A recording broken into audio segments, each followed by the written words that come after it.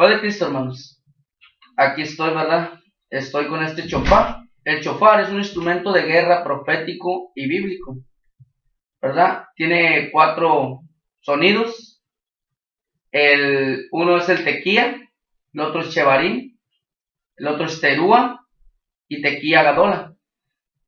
El tequía, el primer sonido, el tequía, es un sonido como de trompeta, ¿verdad? El tequía es reconocer a Jesús. El chevarín, clamar por misericordia. Y son 3 notas cortas. Y el terúa es un sonido de guerra, ¿verdad? Es el significado, un sonido de guerra. Son 9 notas pequeñas. El tequía gadola, llamado al arrepentimiento, es el significado. Tequía gadola es el llamado al arrepentimiento. Es una nota mantenida al máximo, ¿verdad? Ahorita voy a hacerlos. Voy a hacer el tequía, reconocer a Jesús. Tequía. Chevarín es el clamor por misericordia.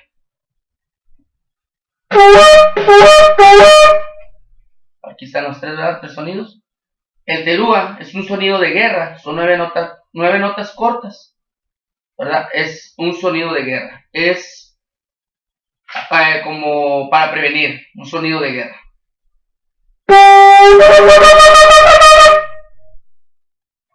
El tequía gadola es llamado al arrepentimiento, ¿verdad? Es una nota mantenida al máximo.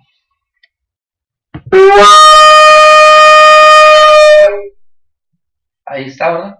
Bueno, ahora voy a hacer el tequía, chevarín, terúa y tequía gadola.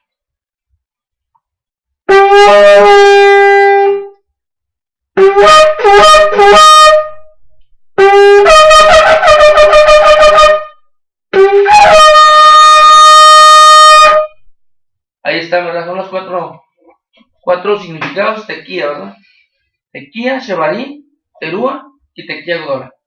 Bueno, esto ha sido para honra y gloria de nuestro Señor Jesucristo, ¿verdad? Esto, como les decía, el chofar es un instrumento de guerra profético y bíblico, ¿verdad? Y hay que creerlo así. Bueno, que Dios los bendiga, hermanos.